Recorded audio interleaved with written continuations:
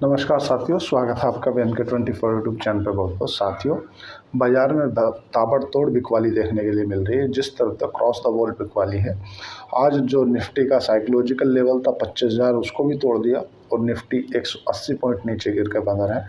अब बात करें पूरे ऑल ओवर ग्लोबल में ऐसा क्या हुआ। देखो साथियों, क्या है, दोहरी मार हुई है। और दोहरी मार, एक तो जो अमेरिका का सिटी ग्रुप है उसने अमेरिका की जो मार्केट है उसको न्यूट्रल कर दिया है अपग्रेड से, और जी तुम्हारा जो एक्सिस बैंक है उसने बैंक निफ्टी का माहौल ख़राब करा। पूरी विस्तार से चर्चा करेंगे कि आखिर इस पर मायने क्या है और एफआईआई लगातार इतनी बिकवाली कर क्यों रही है। क्या एक करेक्शन आ रहा है, आने वाला है, या उस पर आगे इनने हमें डाउनग्रेड क्यों किया। अगर यूरोपियन यूनियन के जो देश हैं वो रूस से अपना व्यापार नहीं रोक रहे हैं, तो भारत पे इतना दबाव क्यों बना रहे हैं कि आप करो तो लीला और अगर भारत करे तो करेक्टर ढीला। इसकी भी आज विस्तार से चर्चा करेंगे। पहला, कल विदेशी संस्थागत निवेशकों के आंकड़ों पर नजर डाल लेते हैं। तो कल अगर उनकी कैश में बात करें तो उन्होंने लगभग 3700-3800 करोड़ रुपए की बिकवाली की है। और अगर मतलब इंडेक्स और स्टॉक के फ्यूचर मिलाकर देखोगे तो लगभग 7,000 करोड़ रुपए की बिकवाली की है। मतलब 7,000 करोड़ रुपए के स्टॉक फ्यूचर और स्टॉक इंडेक्स और कैश के मिला के इन्होंने स्टॉक बेचे। ऐसा एफआईआई को क्या नज़र आ रहा है जो वो लगातार बिकवाली कर रहे हैं सितंबर के जैसे। अभी भी उन्होंने जिस हिसाब से बिकवाली की है वो कहीं ना कहीं डराने वाली है, और आज के आंकड़े भी डराने वाले ही रहेंगे। कल जो घरेलू संस्थागत निवेशक हैं उन्होंने लगभग 2800 करोड़ रुपए की खरीदारी की। ऐसा क्या हो रहा है जो हमारा बाजार बढ़ नहीं रहा। आज दोहरी मार हो गई है मार्केट पे, उस पर नजर डालेंगे। थोड़ा सा सोना और चांदी को देख लेते हैं। सोने में फिर से चमक लौटी है 97,600 पे, और चांदी 1,13,200 पे बनी हुई है। रुपया हमारा थोड़ा सा कमज़ोर हुआ है। रुपया 86 रुपये कुछ पैसे पे आया है। कारण है कि बाजार में एफआईआई की बिकवाली से शेयर मार्केट में जो रुपया है वो कमज़ोर होता है। तो हमारा 86 रुपये कुछ पैसे पे आया है। विक्स है वॉलेटिलिटी इंडेक्स, वो हमारा 11.56 पे बना हुआ है। और अगर बात करें डॉलर इंडेक्स की, तो डॉलर इंडेक्स 97 कुछ पैसे 80 पैसे के आसपास 98 मान सकते हैं। डॉलर मजबूत हुआ है। और जो क्रूड ऑयल है, क्रूड ऑयल $68 प्रति बैरल पे बना हुआ है। अब बात कर लेते हैं पूरी आज बाजार गिरा क्यों, उसके बारे में विस्तार से समझेंगे।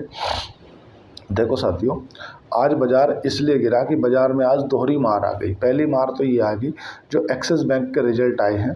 एक्सिस बैंक के रिजल्ट बेहद ख़राब आए हैं। उनका जो प्रोविजनिंग है वो प्रोविजनिंग बढ़ा है। मतलब जो उन्होंने पैसा सामने वाले पार्टियों को दिया था वो पैसा इनका लौट के नहीं आया। मतलब वो जो पैसा था इन्होंने प्रोविजनिंग में डाल दिया, और प्रोविजनिंग में जब वे डालते हैं और वो पैसा अगर रिकवर नहीं हो पाता है तो फिर उसे उठा के एनपीए डिक्लेयर कर दिया जाता है। मतलब वो पैसा आने वाला नहीं है, पहला। दूसरा, इनके जो एनआईएम होते हैं बैंकों के, नेट इंटरेस्ट मार्जिन, वो घट गए हैं। बैंक के नेट इंटरेस्ट मार्जिन घटना बहुत ही नेगेटिव साइन रहता है। और पूरी ऑल ओवर अगर बैंक निफ्टी की बात करें तो बैंक निफ्टी में मेजर अगर 3 ही बैंक हैं, एक तो एचडीएफसी है, एक आईसीआईसीआई है और एक्सिस बैंक है। और जो बैंक हैं उनका इतना वेटेज नहीं है जितना इन 3 बैंकों का वेटेज है। अगर आप एक्सिस बैंक और आईसीआईसीआई या एचडीएफसी को, तीनों को बैंकों को मिला दोगे तो लगभग बैंक निफ्टी का 50% का वेटेज बन जाता है। आज बैंक निफ्टी में एक्सिस बैंक के इतने खराब रिजल्ट कि जिसकी उम्मीद भी नहीं की थी। मतलब कि एनआईएम घटना बहुत दिक्कत वाला विषय है। 4% इनका जो प्रॉफिट है वो गिर गया, और जो टोटल पैसा था, साथ ही क्षमा करूँगा आज थोड़ा सा मेरा स्वास्थ्य गड़बड़ है, 4% एनआईएम गिर गया। एनआईएम के उनके जो पैसा था उसे इन्होंने प्रोविजनल डिक्लेयर कर दिया। मतलब जैसा पैसा, सपोज करो आपने 1,000 करोड़ रुपए किसी को दिया, उसमें से 200 करोड़ रुपया आपका आया नहीं है ना, तो उसे आप प्रोविजनल डिक्लेयर कर दोगे। जो पैसा है उसे अपनी बैलेंस शीट में प्रोविजनिंग के रूप में दिखा दोगे कि ये पैसा आ सकता है, ठीक है। और ये सिचुएशन कहाँ क्रिएट हुई, ये सिचुएशन क्रिएट हुई एक्सिस बैंक में। तो एक्सिस बैंक के रिजल्ट खराब आते के साथ ही पूरी बैंक निफ्टी को ख़राब कर दिया उसने। धड़ाधड़। ये सब थोड़ी सी उम्मीद नज़र आ रही थी कि कल बैंक निफ्टी मजबूतता हो सकता है, बैंक निफ्टी सपोर्ट दे, लेकिन ऐसा कुछ नहीं हुआ। बैंक निफ्टी और कमज़ोर हुआ, और कमज़ोर एक्सिस बैंक के साथ साथ सभी हुआ आज। और दूसरी बात करें, दोहरी मार कहाँ लगी। जो सिटी ग्रुप है ना, सिटी ग्रुप अमेरिका का, उसने भारत को न्यूट्रल कर दिया है अपग्रेड से। पहले उसने उसको अपग्रेड कर रखा था, अब उसे न्यूट्रल कर दिया। न्यूट्रल करने के साथ साथ में उनने ये बोल दिया है कि इस बार भारत के जो बाज़ार हैं उनके जो ईपीएस है ना, ईपीएस उतना नहीं रहेगा।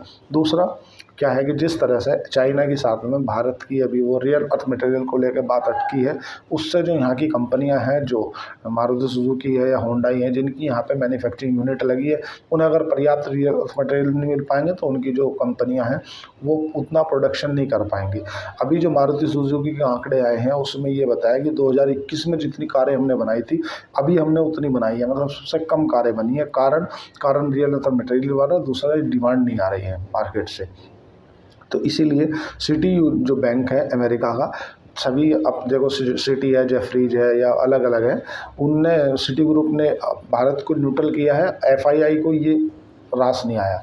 एफआईआई जैसे आप शेयरों को देखते हैं कि किसी शेयर को अगर कोई ब्रोकरेज फर्म अगर उस शेयर को अपग्रेड कर देती है कि हमें लग रहा है कि इस कंपनी के ग्रोथ आने वाली है, और ये स्टॉक अपग्रेड करते हैं, हम इसका जो टारगेट प्राइस है वो 200 से लेकर मतलब 250 कर देते हैं, तो वो स्टॉक में मूवमेंट आ जाता है, मतलब उधर लोग बाग खरीदना चालू कर देते हैं।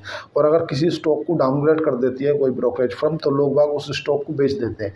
सेम ऐसा ही जो बड़ी ब्रोकरेज फर्म होती हैं वो देशों को न्यूट्रल और अपग्रेड या डिग्रेड करती है। तो भारत को जो अपग्रेड की रेटिंग थी उसे डिग्रेड कर दिया, और ये बोल दिया कि हमें नहीं लगता कि भारत में अब उतनी अर्निंग आ पाएगी जितनी अर्निंग भारत अपनी दिखा रहा है। कारण पहला तो रेयर मटेरियल को लेकर चाइना के साथ वार्ता किया, दूसरा जो स्पेशल फर्टिलाइज़र है वो बात इनकी कंप्लीट हो नहीं पा रही है, तो जो फर्टिलाइजर से रिलेटेड कंपनी है उन पर भी इफेक्ट पड़ेगा।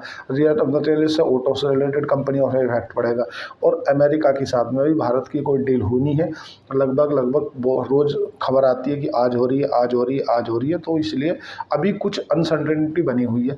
अगर इस तरह का सिचुएशन रहती है तो बाज़ारों में जो एफआईआई है उनकी अपनी एक स्ट्रेटजी होती है, वो उसी के अनुसार कौन सा देश अच्छा लग रहा है इन्वेस्ट करने के हिसाब से वो उस तरफ जाते हैं। तो इसको हमें डाउनग्रेड किया है, और इनने जो दक्षिण कोरिया है और चाइना है, इन दोनों को अपग्रेड कर दिया है सिटी बैंक ने। सिटी का जो कहना है वो ये है कि चाइना की जो अभी पिछले क्वार्टर की जो रिजल्ट आए हैं वहाँ पे वो 5% के आसपास उनकी जो जीडीपी का ग्रोथ का अनुमान है वो लगभग कम है। हालांकि चाइना के अंदर भी अभी जो कंजप्शन है वो वहाँ कंजप्शन से मांग आ नहीं रही, पर चाइना क्या है कि माल बना के चीप रेंज में दूसरे देशों में डंप कर देता है। चाइना की ये पुरानी स्ट्रेटजी रही है, वो माल उठाता है, अपने यहाँ प्रोडक्शन करता है और फिर दूसरे देशों में चीप रेंज पे डंप कर देता है, स्टील हो चाहे मेटल हो चाहे कोई भी हो। पूरी की पूरी सिचुएशन आज जो अपने बाजार को गिरने में काम आई वो दोहरी मार है। एक तो सिटी ग्रुप ने भारत को डाउनग्रेड कर दिया, मतलब अपग्रेड से न्यूट्रल कर दिया। उससे एफआईआई तो पहले से ही बेच रहे थे। एफआईआई ने आज का भी बिकवाली का आंकड़ा आएगा, कल भी 7,000 करोड़ की बिकवाली की है। दक्षिण कोरिया और तुम्हारा चाइना को अपग्रेड कर दिया है कि ये दोनों के दोनों जो देश हैं ये अच्छा कर सकते हैं इस बार। ये भारत को बहुत ही नेगेटिव खबर है भारत के प्रति, दोहरी मार। इसीलिए 25,000 का जो साइकोलॉजिकल लेवल है ना वो निफ्टी ने तोड़ दिया। कारण जो सबसे बड़ा देखने के लिए मिला वो ये है कि सिटी ने जो भारत को डाउनग्रेड किया, और दूसरा एक्सिस बैंक के जो रिजल्ट आए वो बेहद ख़राब आए। एक्सिस बैंक के रिजल्टों ने तो बिल्कुल मूड माहौल ख़राब करा बैंक निफ्टी का। और कल के जो एफआईआई के आंकड़े थे वो देखो, एक तो क्या रिजल्ट सेशन भी जो आ रहा है ना साथियों वो भी मिला जुला आ रहा है। पहले रिजल्ट सेशन की शुरुआत हुई इरडा की, तो इरडा ने अपना जो पैसा था वो प्रोविजन डिक्लेयर कर दिया, तो वो नेगेटिव साइन है। दूसरा टीसीएस का कोई रिजल्ट अच्छा नहीं आया, इन्फोसिस, एचसीएल टेक कोई रिजल्ट नहीं आया। थोड़ा सा आज विप्रो का रिजल्ट अच्छा आया, उसको आप अच्छा ज़रूर मान सकते हो, लेकिन खासकर बैंकिंग लाइन में अगर कोई एनपीए डिक्लेयर हो रहा है या प्रोविजनल डिक्लेयर हो रहा है तो वो बहुत ही नेगेटिव साइन होता है। हमेशा ऐसा मतलब अच्छा नहीं माना जाता बैंकिंग सेक्टर में।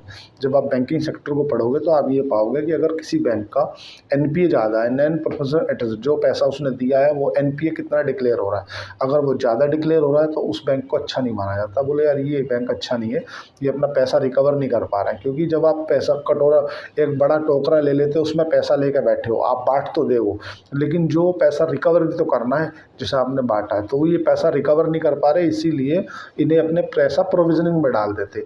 और ये क्या करते हैं, प्रोविजनिंग में डालने के बाद इसको वो क्या करते हैं, उठा के एनपीए डिक्लेयर कर दें कि यार ये पैसा ना हमारा आया नहीं है, इसलिए दिक्कत का विषय है। देखो साथियों, आज जियो फाइनेंस के रिजल्ट आए तो जियो फाइनेंस का रिजल्ट काफ़ी अच्छा है, मतलब ऐसा नहीं है कि ख़राब रिजल्ट आए। जियो फाइनेंस के ठीक ठाक रिजल्ट आए हैं, मतलब मार्जिन उनका बढ़ा है। लेकिन समस्या जो है ना वो ये है कि अगर आप करो तो लीला और हम करें तो करैक्टर ढीला। ये यूरोपियन यूनियन की जो दोहरी रणनीति है, इससे भारत खफा है। कारण देखो, यूरोपियन यूनियन क्या है, भारत को बोलता है कि हम आपके ऊपर सेकेंडरी सैंक्शन लगा देंगे अगर आप रसिया से तेल खरीदोगे। लेकिन वही यूरोपियन यूनियन अपने आप को नहीं देखता, क्योंकि यूरोपियन यूनियन रसिया से लगभग 70 बिलियन डॉलर का व्यापार कर रहा है अभी भी, करंट की सिचुएशन में भी।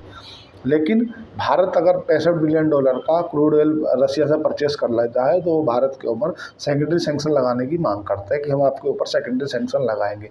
भाई आज भी जो यूरोपियन यूनियन के देश हैं ना, वे आज भी एनर्जी पे रसिया के ऊपर निर्भर है। एनर्जी अगर रसिया से नहीं आए, कुछ दिन उन्होंने बाइडन काल में ताव में एनर्जी को शिफ्ट किया था, बट वहाँ की जो कॉस्ट थी ना वो इतनी ज़्यादा थी कि उनकी जो अर्थव्यवस्था है वो हिल गई थी। तो उन्होंने बोले नहीं यार छोड़ो उसको, तो मतलब अपन तो रसिया से ही खरीदेंगे। आप तो रसिया से तेल खरीदो, आप तो एनर्जी खरीदो, आप तो गैस खरीदो, और अगर भारत खरीदता है तो आप भारत पे सेकेंडरी सैंक्शन लगाने की बात करते हो। ये कहाँ की दोहरी मार है। अगर बात करें भारत की ट्रेड की, तो भारत रसिया से लगभग 65 बिलियन डॉलर का ट्रेड करता है। उसमें अगर 62 बिलियन डॉलर की बात करें तो वो केवल क्रूड ऑयल है। कारण कि भारत के अंदर जो 80% हम क्रूड ऑयल खरीदते हैं बाहर से। तो सिंपल बात है, चाहे आप बिजनेसमैन हो, चाहे आप किसी देश की इकोनॉमी चला रहे हो, जहाँ से आपको 2 रुपये सस्ता मिलेगा आप वहीं खरीदते हो। तो हमें जो ना अमेरिका और जो मिडिल ईस्ट के देश हैं उनसे ज़्यादा सस्ता हमें रूस तेल देता है, तो हम रूस से खरीदते हैं। तो आप हम पे सैंक्शन लगाते हो कि हम आप पे सेकेंडरी सैंक्शन लगाएंगे क्योंकि आप तेल खरीद रहे हो। जब आप खरीद रहे हो 70 बिलियन डॉलर का आप व्यापार करते हो, तब क्या होगा। अमेरिका भी 200 बिलियन डॉलर की जो मशीनरी है वो रूस भेजता है।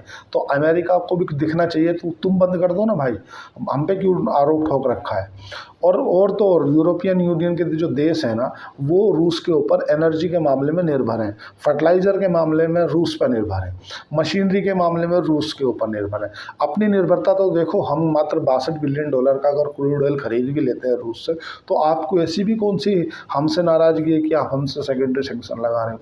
ये दोहरी जो रणनीति है, ये रूपी जो गोरे लोग हैं ये करते हैं। जबकि एस जयशंकर ने जब यूरोपियन यूनियन में ये बात पूछी गई थी कि आप रसिया से क्यों खरीदते हो, तो उन्होंने बोला था, मैंने एक बार भी बताया फिर तो बता रहा हूँ, कि हम पूरी दुनिया पे एक परोपकार कर रहे हैं रूस से तेल खरीद के। अगर हम रूस से क्रूड ऑयल नहीं खरीदेंगे तो पूरी जो डिमांड एंड सप्लाई है ना वो डिस्टर्ब हो जाएगी और महंगा क्रूड ऑयल हो जाएगा पूरे यहाँ। महंगा होने से अकेला क्रूड ऑयल महंगा नहीं होता, लॉजिस्टिक कॉस्ट बढ़ जाती है। दुनिया के यहाँ सब चीज़ लॉजिस्टिक होकर पहुँचती है, कोई ऊपर से नहीं रखता। एक सामान दूसरी जगह, एक जगह से दूसरी जगह पहुँचाया जाता है, वो महंगा हो जाएगा तो ऑल ओवर इन्फ्लेशन हो जाएगा, महंगाई हो जाएगी। तो बात सारी ये है। अब अगर बात कर लेते हैं, तुम्हारा ओएनजीसी की तरफ से खबर आई है, ऑयल नेचुरल गैस जो कंपनी है वो जामनगर के अंदर एक रिफाइनरी डालने जा रही है, जैसा कि रिलायंस इंडस्ट्री ने डाल रखी है, तो ऐसी तुम्हारा ओएनजीसी डालेगी। ओएनजीसी का कहना ये है कि हम जो है 2 लाख बैरल प्रतिदिन के हिसाब से उसमें जो है वो करेंगे, प्रोडक्शन करेंगे। तो ये अगर एक खबर है तो ठीक है। अभी जो ग्लोबली संकेत हैं वो तो ठीक ठाक मुझे नज़र नहीं आ रहे हैं। अमेरिका का बाज़ार ज़रूर चढ़ा है, वहाँ के आय के अनुमान थोड़े से बड़े हैं, इसीलिए वहाँ पे S&P और नैस्डैक और डाउ जोन में 200-300 पॉइंट की रिकवरी देखने के लिए मिली है। लेकिन आप ये समझो कि रिकवरी है तो ये कुछ नहीं है। वहाँ पे 12,000 का आंकड़ा है, मतलब जो आया है, जैसे उन्होंने अनुमान लगाया था कि इस बार हमें लग रहा है, उदाहरण से बता रहा हूँ मैं, कि इस बार लग रहा है हमें कि यार 2 लाख आदमी का जो आंकड़ा है बेरोजगार रहेंगे, और वे कितने रहेंगे ऐसा समझना, 1,88,000 रह गए, तो 12,000 कम रह गए, तो आय का अनुमान अरे और बहुत अच्छा रह गया। तो वो इतने तो हम गिनती में छोड़ देते हैं। हमारे ना भारत में 145 करोड़ की पॉपुलेशन है साथियों, उसमें 1-2 करोड़ तो मतलब 50, 10, 20 लाख रुपए तो ऐसे छूट जाते हैं, गिनती में छूट जाते हैं। तो वो 10-12,000 का आंकड़ा के लिए इतना बाजार रंग बिरंग हो गए। दूसरा, भारत की अमेरिका के साथ में जो डील में लेट हो रही है ना, वो बहुत नेगेटिव संकेत दे रही है। देखो साथियों, आपको ये चीज़ को जानकर आश्चर्य होगा कि जिस तरह की सिचुएशन बन रही है ना, FII की लगातार बिकवाली, नैस्डैक डाउ जोन एक अपने नेक्स्ट लेवल पर चल रहा है, नया हाई बना रहा है, और भारत के अंदर एफआईआई का बेचना एक नेगेटिव संकेत माना जाता है, क्योंकि एक तो हमारा रुपया कमज़ोर होता है एफआईआई के बेचने से, और रुपया कमज़ोर होता है, दूसरा कंपनियों से तो पैसा निकल के जाता है, तो हमारे जो बाज़ार है ना वो बाज़ार पी वाइज महंगे हो जाते हैं, जो कि सिटी ग्रुप ने बताया। ठीक है, अमेरिका से जो ट्रेड डील में लेट हो रहा है ना, वो भारत के एफआईआई को नहीं भा रहा। एफआईआई समझ रहे हैं कि कुछ तो गड़बड़ है, कुछ तो गड़बड़ चल रही है, तभी तो लेट हो रही। भाई एक मिनी डील कर लो, एक छोटी डील कर लो, अगर आप डील नहीं कर पा रहे हो मतलब कहीं तो पेच फंसा है। एक तरफ आपकी अमेरिका के साथ डील नहीं हो रही है, दूसरी तरफ आपके चाइना से फर्टिलाइज़र वगैरह स्पेशल फर्टिलाइज़र रुके हैं, जिससे तुम्हारे यहाँ की जो इस बार इकोनॉमी में आंकड़े आएंगे, जो कंजप्शन का आंकड़ा रहेगा, जो किसानों की बुआई के बाद जो उनका निकासी का आंकड़ा होता है, जैसे हम बोलते हैं कि यार इस बार बढ़िया गेहूं हुआ, तो वो कम आएगा क्योंकि स्पेशल फर्टिलाइज़र कम आ रहा है तुम्हारे पास में। दूसरा, तुम्हारे रियल अर्थ मटेरियल्स नहीं है, रियल अर्थ मटेरियल नहीं होने से क्या होगा कि जो कंपनियां हैं, जो कंपनियां तुम्हारे यहाँ ईवी इलेक्ट्रिक व्हीकल वगैरह कार परचेस कर रही हैं, बना रही हैं, मैन्युफैक्चरिंग कर रही हैं, उनके आंकड़े गिरे हुए आएंगे, मतलब वो उस लेवल पर नहीं बना पाएंगी, कारण कि उन्हें जो पर्याप्त रियल अर्थ मटेरियल्स हैं वो नहीं मिल पा रहे। और चाइना स्पष्ट रूप से मना भी नहीं कर रहा और ना दे रहा, ना रिलीज़ कर रहा है और ना ही मना कर रहा है कि मैं नहीं दूंगा। तो अमेरिका के साथ होती हुई डील में जो देरी है ना, वो एफआईआई को नहीं भा रही है, वो लग रहा है कुछ ना कुछ तो गड़बड़ है।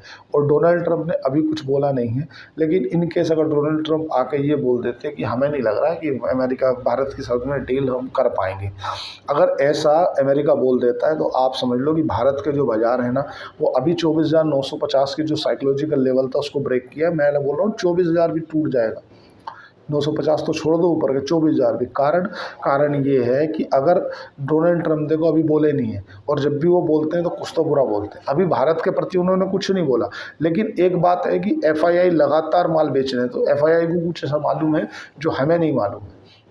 और उसमें फंसता कौन है? उसमें फंसते हैं रिटेल निवेशक। आज की अगर बात करें, आज मतलब तुम्हारा निफ्टी 180 पॉइंट नीचे, सेंसेक्स तुम्हारा 590 पॉइंट नीचे, बैंक निफ्टी 570 पॉइंट नीचे, क्रॉस द बोर्ड बिकवाली है। मतलब ऑटो 106 पॉइंट नीचे, Nifty pharma, Nifty FMCG 400 point नीचे, निफ्टी स्मॉल कैप 270 पॉइंट नीचे, निफ्टी मिड कैप 144 पॉइंट नीचे। मतलब ऐसा कोई हरे निशान में नहीं। तो थोड़ा सा निफ्टी आईटी जो 40-44 पॉइंट ऊपर था, और जो हमारा निफ्टी मेटल वो 9 पॉइंट के आसपास ऊपर था। ऐसा कुछ भी नहीं है हमारे पास में जो हम ये बोल दें कि हमारे बाजार में अच्छी मूवमेंट है। जहाँ देखो, जिस तरफ देखो उस तरफ बिकवाली, और क्लोज द बोर्ड बिकवाली है। क्लोज द बोर्ड बिकवाली का मतलब ये है कि संकेत बहुत ही खराब नज़र आ रहे हैं अभी की स्थिति में। तो इसलिए कोशिश रहे मार्केट में, अगर आप शेयर बाजार में काम कर रहे हैं तो आप अपने वित्तीय सलाहकार से पूछ के क्या करना है क्या नहीं करना, सावधान रहे, सतर्क रहे। हो सकता है यहाँ से छोटा मोटा करेक्शन आ जाए, हम 24,000 तक फिसल जाए। अगर 24,000 तक फिसलते हैं तो उसके बाद बाज़ार के अंदर हो सकता है डील आ जाए, डील उसके बाद मूवमेंट चल पड़े। अभी बाज़ार में सेंटीमेंट सही नहीं है, एफआईआई बिकवाली कर रही है, डील हमारी हुई नहीं है, सिटी ग्रुप ने हमें डिग्रेड कर दिया है। तो इसलिए सावधान रहें, सतर्क रहें, और अपनी जो भी बिकवाली की पोजीशन है वो सतर्कता से चलें। अब नेक्स्ट बात कर लेते हैं, आखिर ये चल क्या रहा है या ऐसा कब तक चलेगा। देखो क्या है, सबसे पहली बात तो साथ ही जो रिजल्ट है ना, रिजल्ट हमारे म्यूटेड आ रहे हैं। म्यूटेड का मतलब ना तो इतने तोड़ फोड़ रिजल्ट आ रहे हैं कि हम बोल दें कि हाँ मज़ा आ गया, और ना इतने अच्छे आ रहे हैं। देखो अभी तक जो रिजल्ट आए हैं ना, उन रिजल्टों में आप इरडा के रिजल्ट देख लो, जो कि एनबीएफसी को एक अच्छा बूस्ट देता, वो उसका प्रोविजनिंग घट गया, मतलब वो रिजल्ट बेकार मानो, आप अच्छा मत मानो। एक्सिस बैंक है, उसका रिजल्ट ख़राब आया। एचडीएफसी केवल थोड़ा सा मूवमेंट इसलिए है कि एचडीएफसी ने अभी मतलब उसको बोनस देने की घोषणा करी है, और जो है अंतरिम डिविडेंड देने की घोषणा करी है, लेकिन ये फ्री की रेवड़ी है। फ्री की रेवड़ी बांटने से अगर आप सोचो कि बाज़ार में मूवमेंट बढ़ जाएगा, तो बाज़ार में मूवमेंट बढ़ता है एफआईआई से, और जब एफआईआई माल बेच के जाते हैं फॉरेन इंस्टीट्यूशन इन्वेस्टर, तो हमारा बाज़ार रिकवर नहीं कर पाएगा, क्योंकि हम रिटेल में कहीं नहीं लग रहे एफआईआई के मामले में। उन पर बिलियंस ऑफ डॉलर पैसा भारत में निवेश है। बट अब देखने वाली जो बात रहेगी वो ये रहेगी कि इसे जो अमेरिका का बैंक है, अमेरिका बैंक है, वो क्या किस रूप से देखता है। ये जो और सिंगापुर के बैंक है जिनके हमारे भारत में निवेश है, यूरोपियन बैंक है या अमेरिका का बैंक है, उन बैंकों के जो भारत में निवेश हैं वो किस रूप से देख रहे हैं। और इस चीज़ आपको जो थोड़ा सा घुमाने की जो इशारा है ना, वो हमारे जो घरेलू संस्थागत निवेशक है ना, उन्हें भी आपको देखने से लगेगा कि यार ये भी कोई बड़ी खरीदारी नहीं कर रहे हैं। मतलब ये कहीं ना कहीं किसी ना किसी अभी जो अमेरिका के साथ में हमारा उलझन है, अभी कोई रिजल्ट नहीं आया, मतलब डील हो रही है कि नहीं हो रही है, उस चीज़ को अभी विचार करके बैठे हैं। वे सोच रहे हैं कि 2 रुपये ऊपर खरीद लेंगे, बट अभी जब तक कुछ क्लियर नहीं हो जाता कि डील हो रही है या नहीं हो रही, और हो रही है तो किस किस सेक्टर में हो रही है, कितने टैरिफ के साथ में हो रही है, और कहाँ कहाँ पे किन किन इंडस्ट्री को क्या क्या छूट मिल रही है, और किस चीज इंडस्ट्री को क्या छूट नहीं मिल रही, इन सब चीज़ों को देखते हुए ही सोच रहे हैं जो अपने घरेलू संस्थागत निवेशक है कि पहले देख लें, उसके बाद ही आगे को कदम उठाएं कि क्या हो सकता है। नहीं तो पता चले कि कहीं पोजीशन बना ले बड़ी बड़ी। नहीं, आप बताओ ना कि जब 7-7 हज़ार करोड़ रुपए की अगर FII पर डे बिकवाली करेंगे, कल 7,000 करोड़ का माल बेचा, परसों 5,000 करोड़ का माल बेचा, 12,000 करोड़ हो गए, उससे एक दिन पहले 4,000 करोड़ का माल बेचा। हमारे यहाँ पे जो रिटेल के आंकड़े आते हैं ना, तुम्हारे SIP के आंकड़े वे लगभग ऐसे आते हैं 26,000 करोड़ के, और वो भी महीने के फर्स्ट वीक में आते हैं। अभी सेकंड वीक चल रहा है, महीने के पहले वीक में, मतलब 1 तारीख से लेकर जो 8 तारीख का वीक होता है, जनरली जो ज़्यादातर लोगों की सैलरी अकाउंट में आती है वो उसी वीक में आती है। और उसी वीक में आने का मतलब है कि लोगों की SIP उसी वीक में कटती है, मतलब पैसा मार्केट में आता है। और मार्केट में पैसा आता है या तो डोनाल्ड ट्रंप, देखो मैं किसी व्यक्तिगत विशेष पे टिप्पणी नहीं कर रहा, बट मैं अपने एनालिसिस से बता रहा हूँ। ऐसा भी हो सकता है कि डोनाल्ड ट्रंप पहले चाह रहे हों कि मैं पहले अपने जो FII हैं, जो उनसे पैसा जितने बेच कर निकाल ले, उसके बाद मैं कुछ भारत के लिए नेगेटिव बोलूँ, तो भारत फिर धड़ाम से 400-500 पॉइंट नीचे गिरे। ऐसा हो सकता है, कोई बहुत बड़ी बात नहीं है। क्योंकि अभी अगर डोनाल्ड ट्रंप कुछ नहीं बोल रहे, तो कारण ये भी हो सकता है कि उनकी जो FII माल बेच रही है धीरे धीरे निकाल रही है, और निकाल लेगी तो उसके बाद में बोले। अभी कोशिश होने का समय है साथियों, अगर आप कोशिश हो के नहीं चल रहे तो आप इसमें फंस जाओगे। और कभी भी देखो, FNO इंटरडे अगर आप करते हो तो सबसे पहले हेजिंग करके चलो। अगर आज बाजार 200 पॉइंट गिरा है तो आप सोचो कि यार बाजार गिरेगा ही, इसका कोई तय नहीं है। क्योंकि अगर तुमने सोचो यार तो बाजार गिर गया 200 पॉइंट, अब तो जो गिरेगा ही, मैं डाउन की पोजीशन बना लेता हूँ, मतलब मैं पुट खरीद लेता हूँ। और इसी बीच में डोनाल्ड ट्रंप का कोई बयान आ जाता है कि हमारी डील हो गई है और भारत पर 10% के आसपास हम टैरिफ लगाएंगे। तो उस सिचुएशन में क्या होगा कि तुम्हारा जो तुमने तो पुट खरीद रखी है, 200 पॉइंट नीचे गिरा था, तुमने 200 पॉइंट नीचे की पुट खरीद ली। अमेरिका ने बोल दिया कि यार हम तो डील हो गई है 10% पे, तो वहाँ से बाजार 400 पॉइंट गैप अप ओपन हो जाएगा, तुम्हारी जो वैल्यू है वो जीरो हो जाएगी, ख़त्म। अगर सपोज करो बाजार में नीचे गिरा है, तुमने बोल दिया कि यार अब एक काम करो, 200 पॉइंट तो गिर गया, इससे नीचे क्या गिरेगा, मैं ऊपर की कोई कॉल खरीद लेता हूँ, ठीक है, तो बाजार की अच्छी खबर आ जाती। इसी बीच में डोनाल्ड ट्रंप आगे बोल देते हैं कि भारत के साथ डील नहीं हो पाएगी, भारत पे मैं 200% फार्मा पे, फलाने परसेंट, इतने परसेंट उस पर, इतने सबको बोलता है इतना इस पर लगा दूंगा, उतना इस पर लगा दूंगा। मतलब उसको कुछ नहीं मालूम वो क्या बोल देगा, और उसका सेंटिमेंट पूरी दुनिया के साथ तो पड़ेगा ही, भारत में सबसे ज़्यादा पड़ेगा। क्योंकि भारत में ना शेर आया नहीं है, इतनी इस बात की पुष्टि कोई नहीं करता।